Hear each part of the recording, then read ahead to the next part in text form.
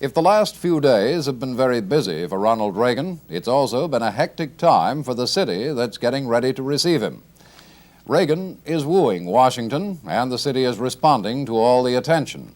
Tonight in our special report, Joe Schlesinger looks at Washington in transition and the official and unofficial preparation for a new era in American politics. The action has switched from the White House across the street to the little White House of Ronald Reagan. It's so small they had to put the fridge into the dining room. It'll be the president-elect's official home here until he moves across the street next January. It is here now that the camera crews and reporters wait for the next crumb of news. And it is here now that the curious congregate and the office seekers gravitate. That's Richard Allen, who may become Reagan's Kissinger or Brzezinski, or he may not. The winner come to Washington to claim his prize. This city, which lives and breathes politics and power, is in a state of suspense and hope. I think the economy of the District of Columbia will be greatly benefited by the transition. There's always 2,500 new people coming to Washington. The old ones don't leave, they love it so much. It's bedlam wherever Reagan goes. Everyone wants to see him, to be seen with him, to touch or be touched.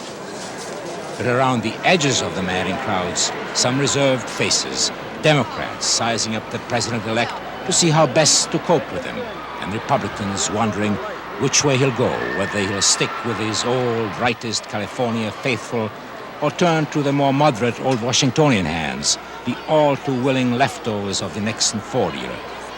Jobs, jobs, jobs. Thousands and thousands of resumes of people who want to be everything from Secretary of State to just plain secretary.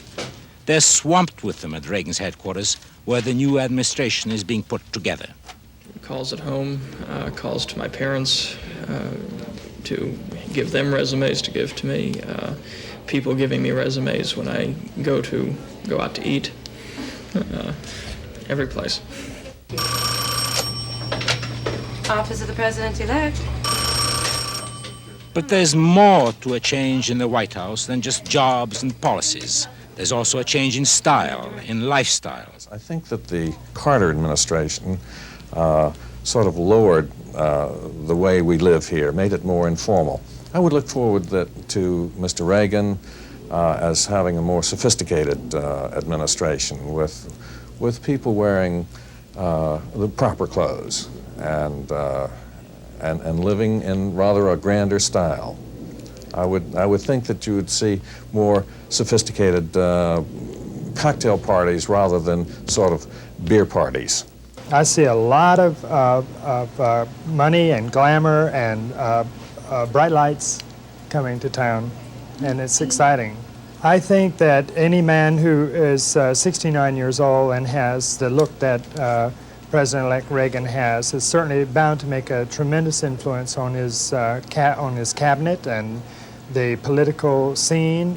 He has a wonderful head of hair that he uses to his advantage, and I think that a lot of the uptight governmental attitudes are going to change tremendously. Yes, even hairstyles come into it.